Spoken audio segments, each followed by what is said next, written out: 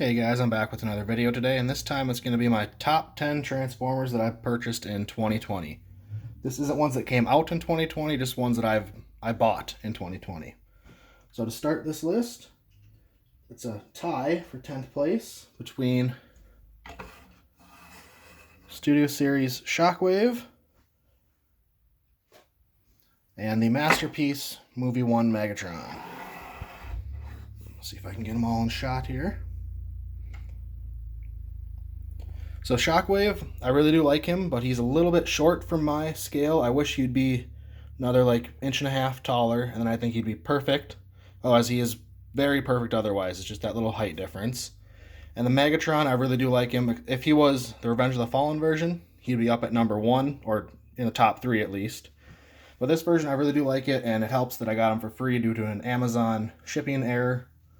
They busted him up, and then they wouldn't take a return, so I got to keep him for free. So that is number 10, Studio Series Shockwave, and Masterpiece Movie Megatron. And moving on to number 9, we've got Earthrise Double Dealer and his cassette partners. I've got Knock inside the chest and Scar right on the edge here. I really like this mold. It's a little bit floppy and loose, and I do wish his thighs were a little bit taller just to kind of make him a little more in proportion, but I'd still really like it. And then someone on Cybertron D-Max, if you watch my Devastator video, I showed an Archangel mode that has his wings out in robot mode. That really kind of sold this figure for me. So that is number 9 for my list. Moving on to number 8 is one that very nostalgia driven. Energon Devastator. Back in, I think it was like 2004 or 5, I got the original, just Steam Hammer, the main body guy. I was never able to pick up the other guys until back in April I found a good deal on eBay and picked it up. So he's not very posable, but he means a lot to me, so he had to be on my list somewhere, and he takes the number 8 spot. Number 7 is another tie between Energon Megatron and Energon Optimus Prime. So these two, again, like the Energon Devastator, the Energon cartoon was my first introduction really to Transformers, so to get some of my definitive figures or definitive versions of Optimus and Megatron in toy form is absolutely amazing. Granted, my Prime is missing some parts on the helmet and his missile, but I'll pick those up eventually from someone. But my Megatron is all fully functioning lights and sounds. Comes with all of his parts. That was really a good find for me. They're not the best figures in the world, but nostalgia wins, so they are my number 7th pick. Moving on,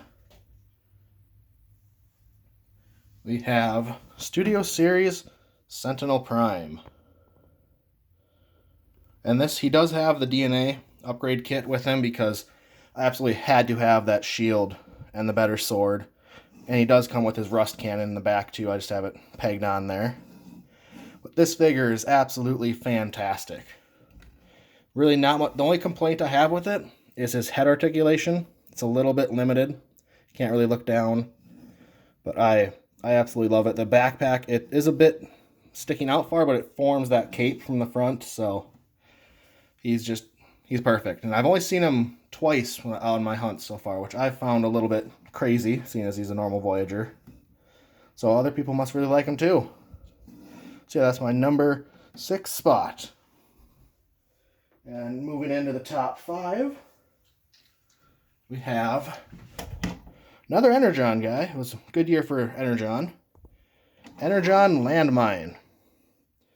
This guy, don't really have much nostalgia to him, but I absolutely love his vehicle mode. The half-track plow truck with the big crane tow truck in the back.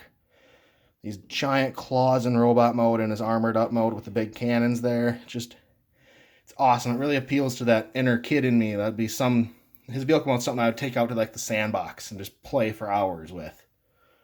Making roads and plowing stuff with his big plow that become his feet, which That's one cool part about the transformation. Yeah, this is my number 5 pick. And number 4, let's get him up here. Probably gonna get some shadow.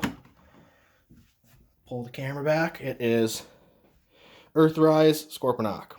This guy is the Titan, of course, so he's absolutely massive. And I really love this guy. I do wish he came with some more accessories. Like, I wish he had 2 pairs of guns.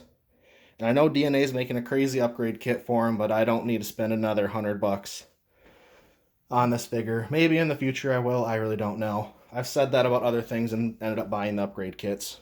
So, but this one, it's just so cartoon and G1 accurate, and I mean, it's probably the best Titan overall. The joints are so tight on it. He's up there with Omega Supreme as one of the best ones. Hopefully the Arc can live up to this incredible Titan class. And then moving on to the top 3 now. It is... Let me just pull them all up. It's a 3-way tie between the Studio Series Wreckers. Let me see if I can get them all on camera here.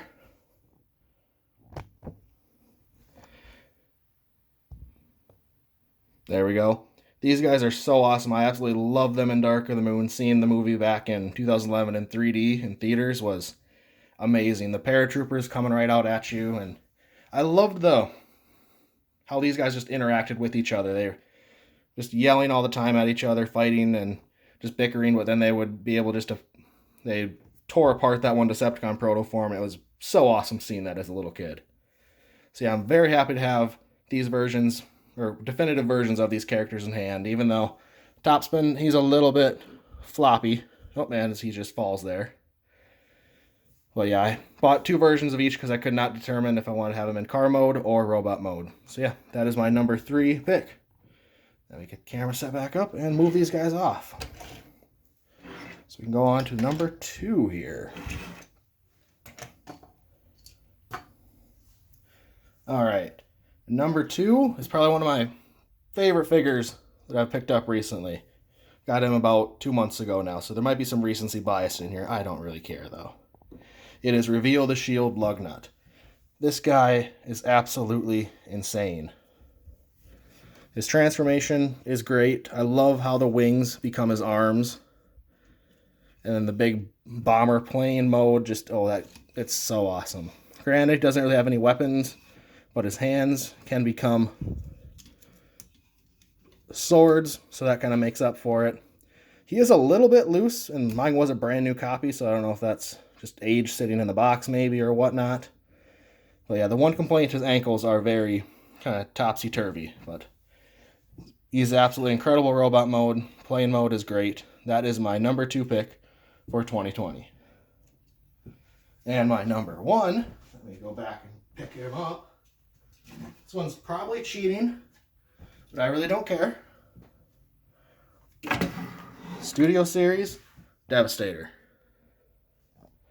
I absolutely love this figure and cannot wait for my DNA design kit to show up. Hasbro did such a great job with this guy. Granted, I would have loved a much more movie accurate arm there for the hand, but he can kind of splay out and have those fingers like he did in the movie there. Little spin around. Yeah, this figure is just so great. I've bought 2 copies of each one and have been considering buying up the box set just to have a 3rd one, and I really don't know why. It's just seeing this guy back in 2009 and at the drive-in, him first transform and start taking out Mudflap and Skits in that pyramid. Oh, it was so great. So yeah, that is my number 1 pick for my figures I bought in 2020. So I hope you guys enjoyed this list, and post in the comments your top 10, 5, your number 1 figure, whatever you want. Just love to see some great discussion from you guys. So I'll see you guys later. Bye.